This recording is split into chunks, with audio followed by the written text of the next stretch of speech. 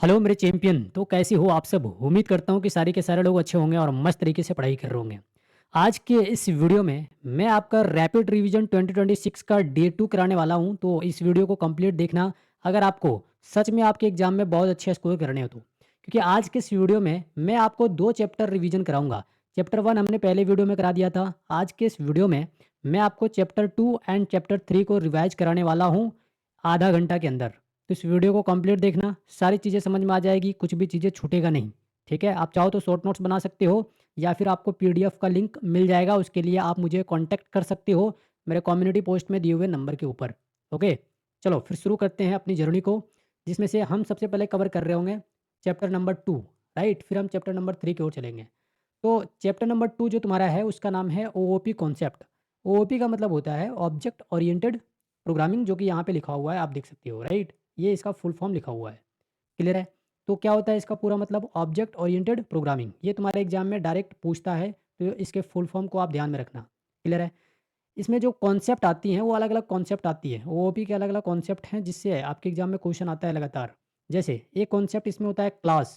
Class का मतलब क्या होता है? Wrapping of data member and member function in a single unit together. अभी डिटेल में बताऊंगा। फिर है तुम्हारे पास object, an instance of class is called object. ठीक है? फिर आता है डेटा एब्स्ट्रैक्शन, फिर आती है डेटा इनकैप्सुलेशन, मॉडुलैरिटी, इनहेरिटेंस, पॉलीमॉर्फिज्म। तो ये सारे के सारे क्या हैं? ओओपी के कॉन्सेप्ट हैं। क्लियर? अब एक जनरल सा क्वेश्चन तुम्हारे एग्जाम में जो हर साल पूछ लेता है वो ऐसे पूछता है कि which is are the concept of OOP. तुम्हारे पास ऑप्शन दिए हुए रहेंगे और तुम्हें बताना है कि दिए हुए ऑप्शन में से कौन सा एक ओओपी का कॉन्सेप्ट है। तो यहाँ बोला क्लास एंड ऑब्जेक्ट, तो बिल्कुल ये होता है। फिर बोला एब्स्ट्रैक्शन, बिल्कुल ये भी होता है। फिर बोला इनहेरिटेंस, तो ये भी होता है। इसका सही ऑप्शन तुम मुझे बताओगे कि क्या टिक किया जाए, ये मुझे कमेंट में बताओगे। और कमेंट जिस भी चीज़ के बारे में आप करो तो वीडियो का टाइमिंग मेंशन करते हुए करना, ताकि मैं उस पे क्लिक करके चेक कर पाऊँ कि आपने सही आंसर दिया है या नहीं। ओके, आगे बढ़ते हैं। अगर मैं इसमें बात करूँ तो देखो, जो तुम्हारे पास कॉन्सेप्ट है ओओपी का उसको मैंने डिफाइन कर दिया है बहुत ही शॉर्ट वे में, सो दैट आपको उसके बारे में क्लैरिटी आ जाए दिमाग में। तो क्लास का मतलब क्या होता है? फर्स्टली ये एक यूजर डिफाइंड डेटा टाइप है। ठीक है? कैसा डेटा टाइप है? User defined. ठीक? ये जो है ये data member and member function को क्या करता है भाई? बाइंड करने का काम करता है, मतलब एक साथ जोड़ने का काम करता है। कहाँ पे? तो एक सिंगल यूनिट में। क्लियर है जी? क्लास का जो कीवर्ड होता है वो क्लास लिखा जाता है, और जो क्लास लिखोगे एज अ कीवर्ड वो सारे के सारे लोअर केस में लिखना। क्लास हमेशा जो एंड होगा ना वो सेमी कोलन के साथ एंड होगा। ये तुम्हारे पास कई बार एग्जाम में क्वेश्चन देखने को मिलेगा। The statement of class ends with, and you will have 4 option and you have to choose one option out of them. तो ध्यान रखना, सेमी कोलन, राइट? ओके। ये जो होता है कौन? क्लास। ये बिल्कुल ब्लूप्रिंट की तरह होता है। किसका ब्लूप्रिंट? तो फॉर क्रिएटिंग एन ऑब्जेक्ट, एक ऑब्जेक्ट को क्रिएट करने के लिए ये क्या होता है? एक ब्लूप्रिंट होता है, राइट? अब सवाल बनती है ऑब्जेक्ट क्या है? तो ऑब्जेक्ट का मतलब होता है इंस्टांस ऑफ क्लास, मतलब क्लास का जो एक इंस्टांस होगा, एक एग्जांपल जो होगी, वही कहलाएगी ऑब्जेक्ट। ठीक? ओके। फिर आती है तुम्हारे पास डेटा एब्स्ट्रैक्शन, या इसी को हम डेटा हेडिंग बोलेंगे, शॉर्ट में हमने एब्स्ट्रैक्शन लिखा है, राइट? तो ये क्या होता है? इसको हम डेटा हेडिंग भी कहते हैं, ध्यान रखना। ओके। ये एक प्रोसेस होता है जहाँ पर तुम क्या करते हो, जो अननेसेसरी डिटेल है किसका? तो एक ऑब्जेक्ट का, उसको तुम कर देते हो हाइड। क्या करते हो? हाइड। और जो ऑब्जेक्ट के इसेंशियल फीचर होती हैं, जो भी इसेंशियल फीचर होगी ऑब्जेक्ट की, उसको तुम क्या करते हो? शो करते हो। तो वही चीज़ लिखा हुआ, process of hiding unnecessary detail and showing only essential features of an object is called abstraction, right? Okay. फिर आती है तुम्हारे पास इनकैप्सुलेशन। ये बड़ी इंपॉर्टेंट है, ध्यान रखना, इससे क्वेश्चन तुम्हारे एग्जाम में पूछे गए हैं और आगे भी पूछे जा सकते हैं। ये एक प्रोसेस होता है जहाँ पर तुम क्या करते हो? रैपिंग अप करते हो। किसको? तो data member and member function को। कहाँ पे? तो एक यूनिट के अंदर। The wrapping up of data member and member function in a single unit is called data encapsulation, right? फिर आती है तुम्हारे पास मॉड्यूलैरिटी। मॉड्यूलैरिटी एक ऐसा प्रोसेस होता है जहाँ पर तुम एक प्रोग्राम को मल्टीपल पार्ट्स में डिवाइड करते हो, राइट? क्या करते हो? प्रोग्राम के जो एक पार्ट होगी उसको तुम अलग अलग पार्ट में डिवाइड करते हो, और ये जो प्रोसेस होती है उसको हम क्या कहते हैं? मॉड्यूलैरिटी कहते हैं। इस चीज़ को ध्यान रखना। ठीक? आगे आओ। यहाँ पे देखो तुम्हारे पास आती है इनहेरिटेंस। तो इनहेरिटेंस क्या है? एक प्रोसेस है जहाँ पर एक क्लास जो होगा वो किसी दूसरे क्लास का जो प्रॉपर्टी होगा उसको क्या करेगा? एक्वायर करेगा। एक क्लास तुम्हारे पास है, इस क्लास से अगर कोई दूसरा क्लास डेटा को क्या कर रहा है भाई? अपने अंदर स्टोर करा रहा है।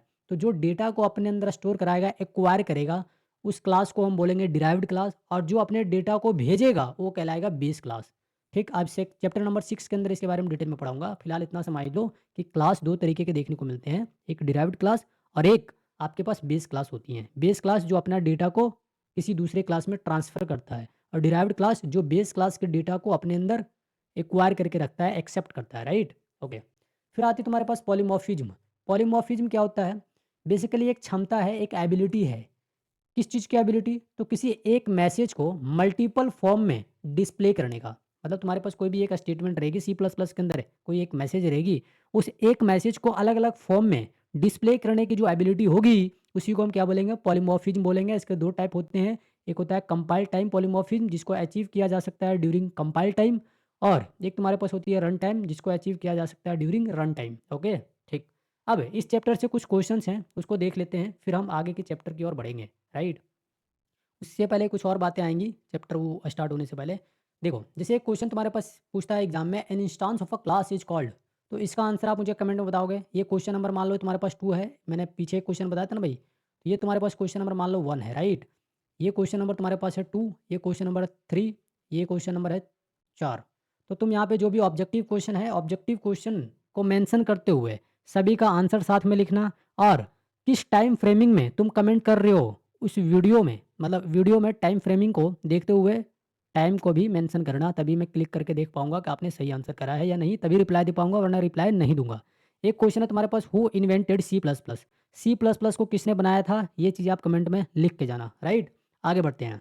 देखो, अब तुम्हारे पास यहाँ पे क्या आती हैं? अब आती हैं अलग-अलग प्रोग्रामिंग पैराडिज़्म।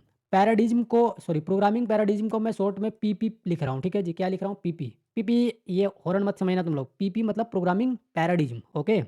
तो अलग-अलग तरीके के होंगे, बेसिकली 3 तरीके के आएँगे। एक तुम्हारे पास आएगी प्रोसीड्यूरल प्रोग्रामिंग पैराडिज़्म, जिसको शॉर्ट में हम ट्रिपल पी लिखेंगे, राइट? और जो सी लैंग्वेज होती है ना, इसी को हम कहते हैं प्रोसीड्यूरल प्रोग्रामिंग पैराडिज़्म, ठीक? इसका जो मेन फीचर होता है, वो होता है फंक्शन। ट्रिपल पी का जो मेन फीचर होता है वो क्या होता है? फंक्शन। ध्यान रखना, ये मेन फीचर पूछता है, और इसकी रीडिंग अप्रोच भी कई बार पूछता है। ये जो जितना चीज़ मैंने लिखा है ना, इसी में से क्वेश्चन बनते हैं। तो तुम सभी का क्या याद रखोगे कि कौन से लैंग्वेज को हम क्या कहते हैं, ये याद रखोगे। किस लैंग्वेज के लिए मेन फीचर क्या सेट करी गई है, उसको याद रखना। रीडिंग अप्रोच क्या होती है, उसको याद रखना। तो मैं प्रोसीड्यूरल प्रोग्रामिंग पैराडिज्म की बात करूँ, तो इसको सी लैंग्वेज जो होती हैं उसी को हम पीपीपी कहते हैं, राइट? इसकी मेन फीचर होती है फंक्शन, और इसकी प्रोग्रामिंग रीडिंग अप्रोच होती है टॉप टू बॉटम, मतलब प्रोग्राम ऊपर से लिखते हुए नीचे की ओर बढ़ेगा, मतलब पढ़ते हुए, राइट? ओके। आगे देखो, तुम्हारे पास आती है ऑब्जेक्ट बेस्ड प्रोग्रामिंग पैराडिज्म, जिसको शॉर्ट में हम लिखेंगे, क्या लिखेंगे? OBP, object based programming paradigm, right? Short में ओबीपी लिखा जाता है। क्लियर? ओके। तो सिमुला 67 लैंग्वेज जो होती हैं उसी को हम क्या कहते हैं? ऑब्जेक्ट बेस्ड प्रोग्रामिंग पैराडिज्म कहते हैं, राइट? इसकी जो मेन फीचर होती है वो होती है क्लास। क्या होती है? Class, right? इसमें जो प्रोग्रामिंग रीडिंग अप्रोच होगी वो बॉटम टू टॉप, मतलब नीचे से ऊपर हवा में इस तरीके से बढ़ते हुए जाएगा। इस चीज़ को ध्यान रखना। क्लियर है? ओके। फिर एक तुम्हारे पास आती है ऑब्जेक्ट ओरिएंटेड प्रोग्रामिंग, जिसको ओओपी लिखेंगे। OOP, object oriented programming. जो सी प्लस प्लस लैंग्वेज होती है ना, इसी को कहते हैं ओओपी, लेकिन ये सेम ही ओओपी है, ध्यान रखना। ठीक। तुम कह सकते हो कि जो कॉम्बिनेशन होती है ओबीपी और पीपीपी, यानी object based programming and procedural programming paradigm, ये दोनों की जो कॉम्बिनेशन होती है उसी को हम क्या कहते हैं? ओओपी कहते हैं, राइट? इसका जो मेन फीचर होता है ये होता है ऑब्जेक्ट। ये ध्यान रखना, ये बड़ी इंपॉर्टेंट है। जो ओओपी है इसका मेन फीचर क्या होता है? तो ये होता है ऑब्जेक्ट, राइट? ठीक। और जो ओओपी है इसका प्रोग्रामिंग रीडिंग अप्रोच होती है बॉटम टू टॉप, मतलब जो तुम्हारे पास ओबीपी और ओओपी दोनों का प्रोग्रामिंग अप्रोच क्या होती है? प्रोग्रामिंग रीडिंग अप्रोच, ये बॉटम टू टॉप हो गई। क्लियर है जी? ओके। बाकी प्रोग्रामिंग पैराडिज्म के बारे में मैंने तुम्हें समझा दिया कि इसका मतलब होता है टेक्निक या डिज़ाइन, किस चीज़ को करने के लिए? तो भाई प्रोग्राम को मतलब डिज़ाइन करने के लिए, फ्रेम करने के लिए ये एक टेक्निक है, राइट? ओके, चलो आगे बढ़ते हैं। इस चैप्टर से कुछ क्वेश्चन मैं आपको करा देता हूँ। जैसे आपके एग्जाम में क्वेश्चन आती है, व्हाट इज इनहेरिटेंस? ये मल्टीपल टाइम तुम्हारे एग्जाम में पूछा हुआ है, तो तुम इसे इंपॉर्टेंट कंसिडर कर लो। फिर तुम्हारे पास आती है व्हाट इज पॉलीमॉर्फिज्म, और इसके टाइप्स कौन से हैं? तो पॉलीमॉर्फिज्म क्या होता है? तो एक एबिलिटी होता है जिस एबिलिटी के थ्रू हम किसी एक मैसेज को मल्टीपल फॉर्म में डिस्प्ले कर सकते हैं। ये दो तरीके के होते हैं, कंपाइल टाइम और रन टाइम। ठीक, तो इसको लिख लोगे। फिर तुम्हारे पास आती है right the full form of OOP, ये नहीं बताऊंगा, तुम मुझे बताना।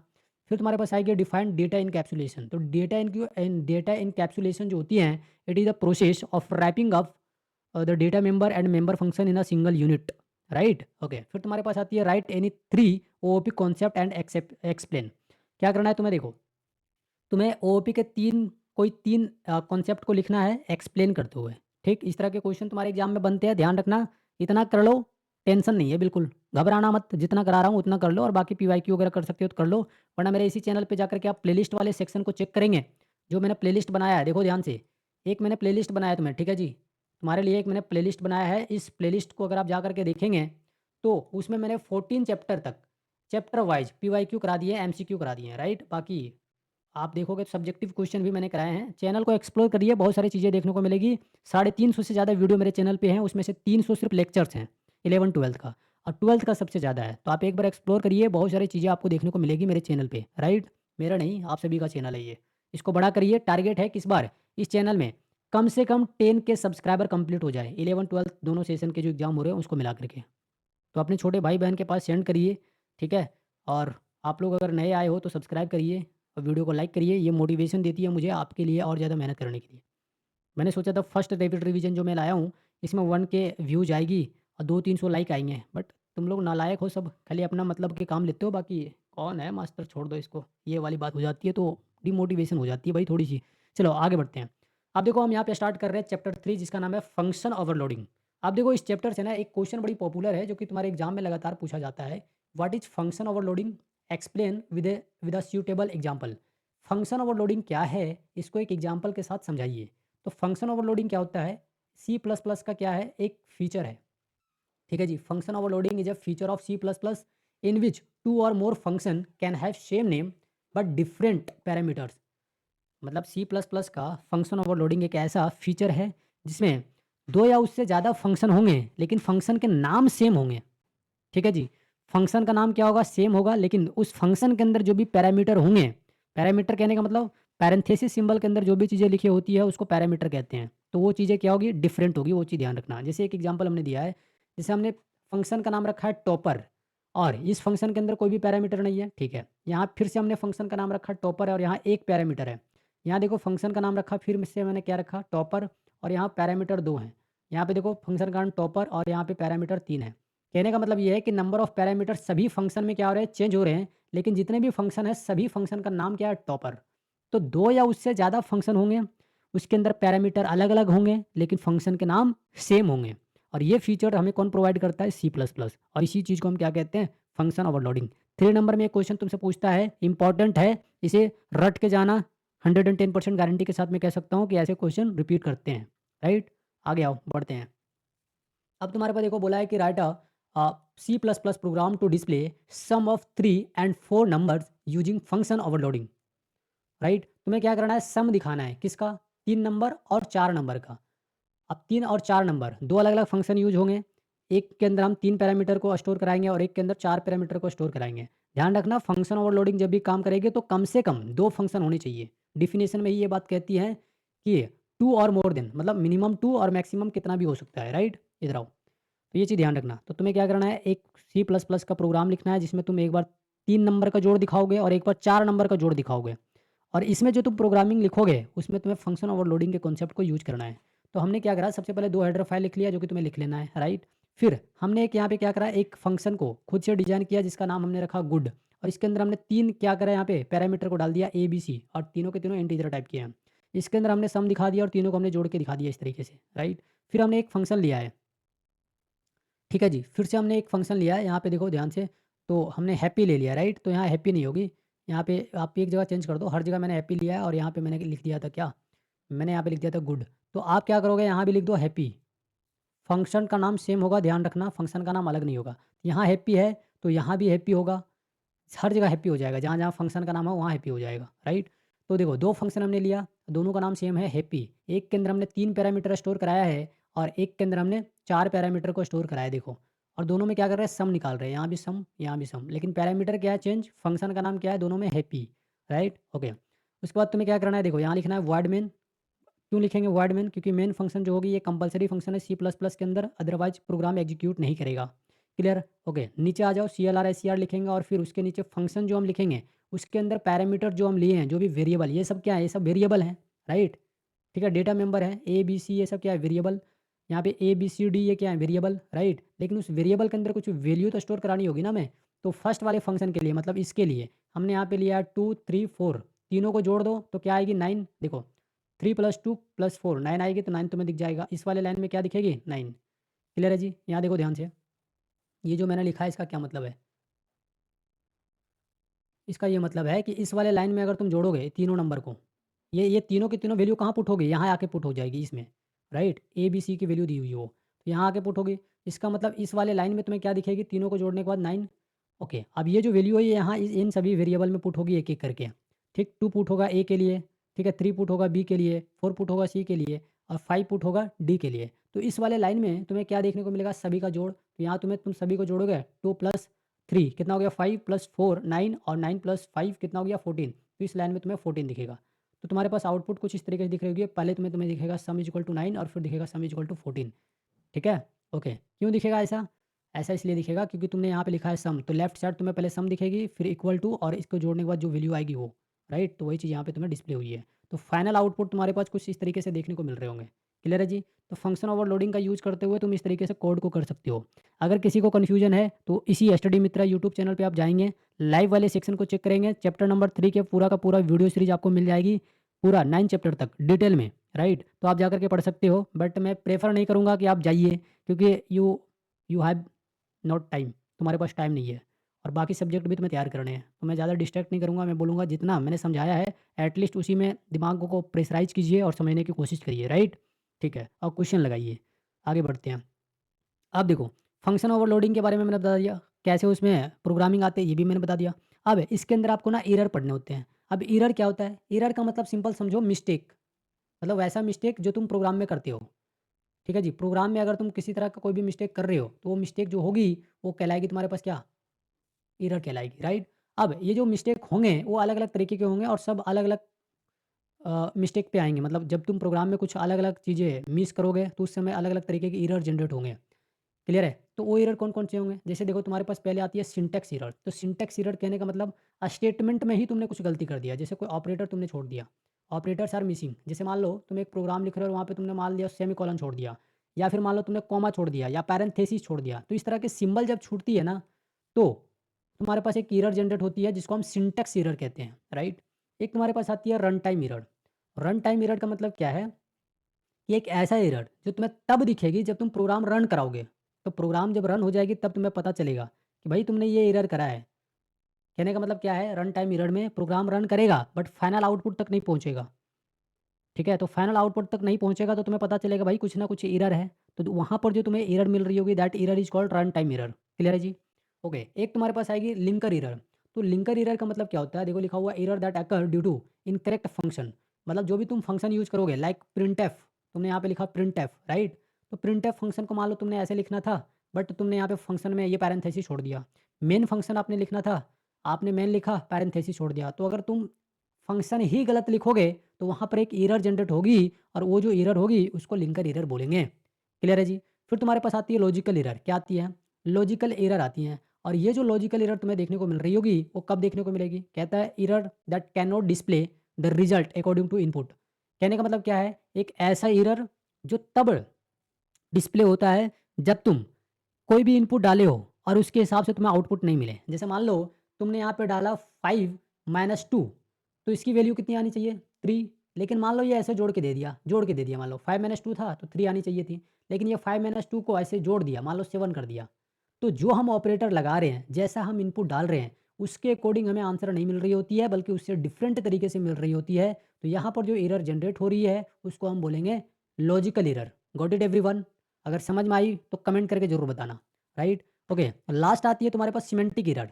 तो सिमेंटिक एरर में क्या बोलता है देखो, error that occur when compiler can't understand the meaning of a statement. कहने का मतलब क्या है? एक ऐसा एरर जिसे तुमने प्रोग्राम में लिखा है, मतलब कोई एक ऐसा स्टेटमेंट जिसको आपने प्रोग्राम में लिखा है और अगर उस स्टेटमेंट को, वो जो स्टेटमेंट जो आपने लिख रखा है प्रोग्राम में, उस स्टेटमेंट को कंपाइलर नहीं समझ पा रहा है तो वो एक एरर जनरेट करा देगा और वो जो एरर होगी वो कहलाएगी सिमेंटिक एरर।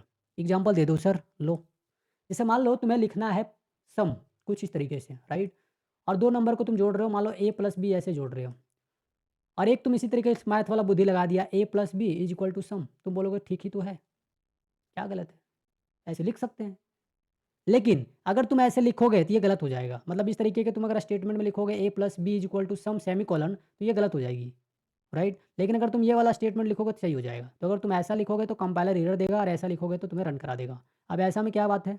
इसका मतलब ये है कि जो तुम ए प्लस बी लिख रहे हो ये स्टोर कराई गई है सम के अंदर, आसान करा दिया गया इसको। और यहाँ पे अगर तुम सम को आसान कराओगे तो 2 अलग-अलग वेरिएबल हैं ए और बी, तो ये कन्फ्यूज़ हो जाएगा कि भाई हम बी में स्टोर कराएँ या ए में स्टोर कराएँ।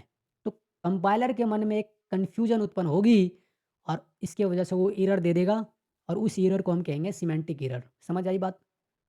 ठीक है? ओके, तो ये चीज़ आपको समझ में आ गई होगी। जो मैं बातें बोलता हूँ ना और कुछ एक्स्ट्रा लिखता हूँ उसे कॉपी में लिखते रहना तुम लोग, काम आएगी। ठीक है? आ जाओ आगे बढ़ते हैं।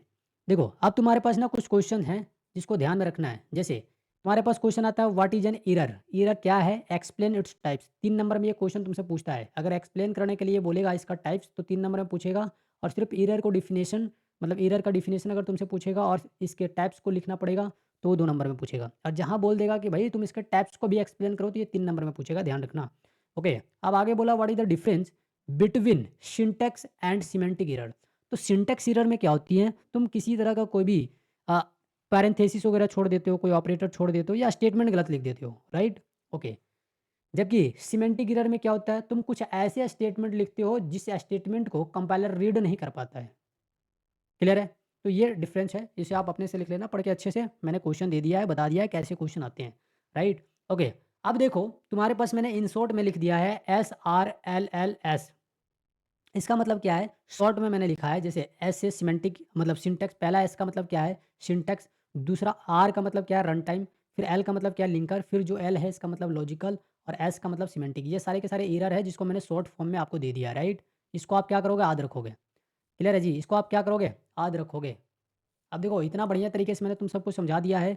अगर आप लोग को मज़ा आया, काम का लगा वीडियो तो शेयर करो, काम का नहीं लगा तो मैं बोलूँगा तुम भी मत देखो फिर, है ना? और लगता है कि स्टडी मित्रा एक दिन बहुत सारे बच्चों को पढ़ाए, बहुत सारे बच्चों तक पहुँचे तो प्लीज़ यार शेयर कर दो वीडियो को और लाइक कर दो। चैनल पे नए आए हो तो सब्सक्राइब कर लो, राइट? वही चीज़ मैंने यहाँ पे लिखा है don't do forget subscribe, like, share and comment. ठीक है जी? अगर आप ऐसा करोगे, सारी के सारी वीडियो देखोगे, जितनी बातें मैंने बताया है, अगर आप इसे फॉलो करते हुए अपने एग्जाम स्ट्रैटेजी को फिट करके रखते हो, क्वेश्चन करते रहते हो, तो भाई तुम पक्का टॉप करोगे, टेंशन नहीं लेना बिल्कुल भी। ठीक है जी? ये मेरी बातें हैं। समझ आई बातें? ओके सर, चलो फिर। और स्टडी मित्रा से अगर आप लोग प्यार करते हो तो प्लीज़ सब्सक्राइब करके जाना, वीडियो को लाइक करना। बहुत सारे लोग देखते तो हैं बट लाइक नहीं करते भाई, क्यों? क्यों लाइक नहीं करते हो जी? कर दो। बाय। Thank you. मिलता हूँ मैं आप सभी को नेक्स्ट क्लास में। All the best.